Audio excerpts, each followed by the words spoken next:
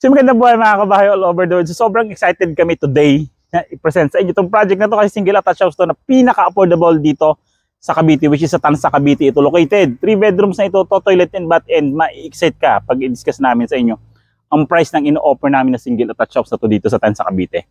So tara mga kabahay, sabay-sabay tayo mag-house tour hanggang dulo para makita nyo yung ganda ng ino-offer namin single attached. Tara!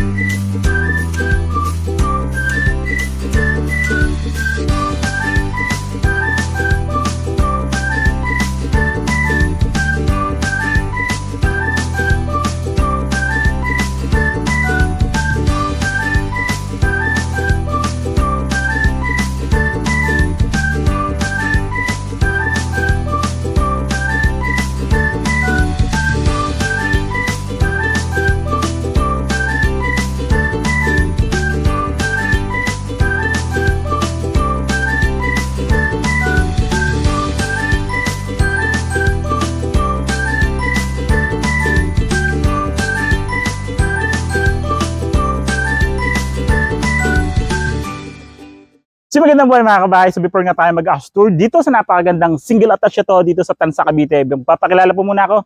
Again, I'm Randy Salvador. Of course, may misis, si Julian Salvador, kayo pang Susi Atulay. Patungo sa pangarap niyong bahay. So mga kabahay, welcome to Woodside by Endura Homes located at Barangay Paradahan, Tansa, Cavite. So in-offer nga namin ito is a single attached house na may 3 bedrooms, 2 toilet and bath, wide parking space. Tara! Yan.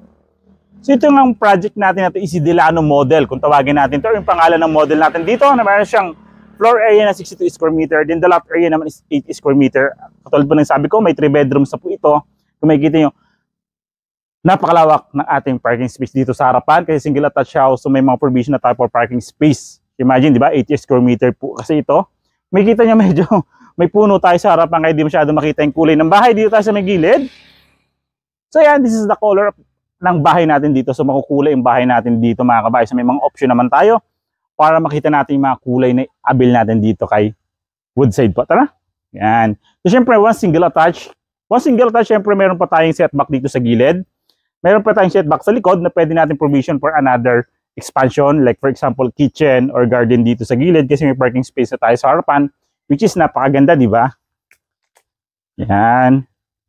So yan, dito, may kita nyo meron pa tayong lanay or sliding door dito sa gilid. Sa likod naman natin may isang pintuan pa tayo dito papunta sa service area natin. So medyo maraming kawayan dito sa likod eh. Yan. So ngayon, punta tayo sa loob para makita nyo yung ganda. So single attached house na complete finish turnover. Tara.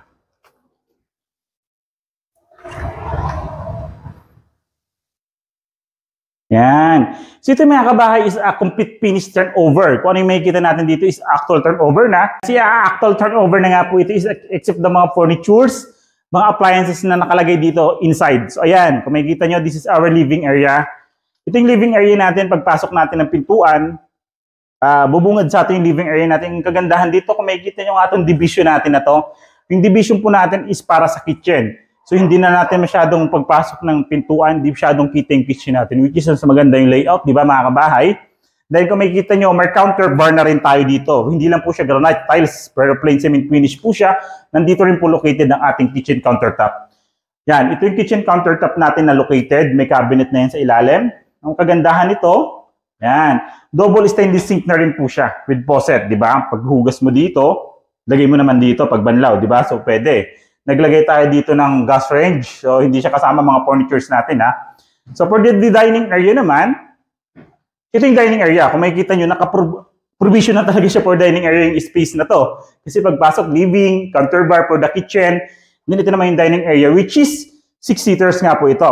Nandito naman located pagpasok natin or pag kumakain tayo, nandito yung ating screen door, dining screen window, screen door, ano ba to?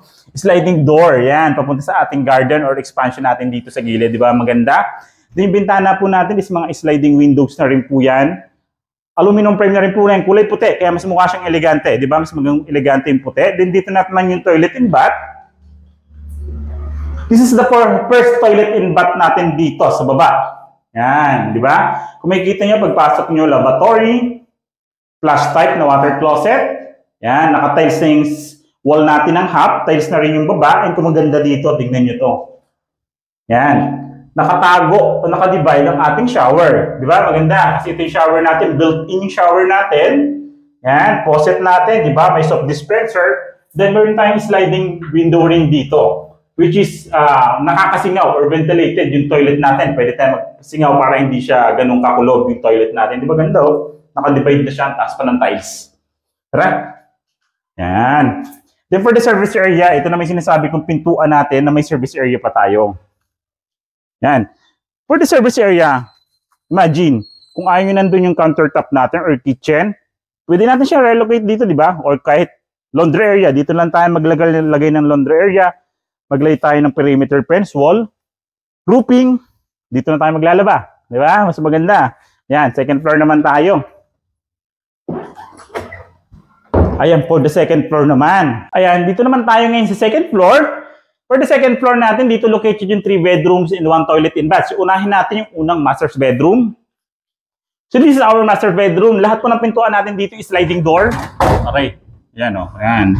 So, medyo matagal na po kasi ito. Kung makikita nyo, kaya medyo maalog na po siya. Pero sliding door po. Lahat ng pintuan natin na maximize po yung space. Then this is our master's bedroom. Queen size po yung nakalagay natin bed. Then may bintana na rin po siya na sliding window. Then aluminum frame na rin yan. Kung makikita nyo, puti din yung frame po ng window natin which is malakas siya makasosyal. And vinyl planks na rin po yung turnover natin dito sa second floor. Then may outlets na rin tayo for the appliances, for the gadgets. Naka-ready na rin po yan. So, proceed tayo sa second bedroom. For the second bedroom, mga kabahay, ito na po siya, yung second bedroom natin. Kung makikita nyo, naka-single bed. Pero kasya naman po yung double bed or kahit maglagay tayo ng double deck kasi mataas po yung ceiling. Kasya-kasya naman. Sa second bedroom natin, 2 window ang nakalagay. Then, naka-ready na rin yung mga outlets natin during the turnover. So, well-ventilated. Itong bedroom natin, first bedroom, second bedroom, well-ventilated kasi may bintana. Then, the third bedroom, same lang po pala, lahat ng pintuan natin dito is sliding door. Yan. So, sliding door po lahat dito na maximize yung space natin. For the third bedroom, same lang po. Single bed, kasyang-kasya, double bed, double deck, kasya rin po. Ready outlets, may bintana, nakasingong bahay. And proceed naman tayo ngayon sa second toilet and bath natin. Yung second toilet and bath natin, connecting siya sa hallway natin dito, papunta sa ating toilet and bath. Tara. So, pagpasok natin second toilet and bath, pintuan natin, plastic PVC type, direct sa pader. Pasok tayo dito. Ito na ba po yun? So, nakatiles naman yung ating mga toilet. Sa toilet and bath natin ito, lavatory, water closet na flush type, tissue holder. Kagandahan pa nito kung makikita nyo. So, ayan. May division yung shower mo, di ba? Ganda naman yan. Then, may built-in na shower head na tayo. Complete shower features, faucet, soap dispenser, may bintana din po tayo. So, which is ventilated na yung toilet and bath natin. So, magkano nga ba ito si Delano model? Tara, pag-usapan natin yung presyo.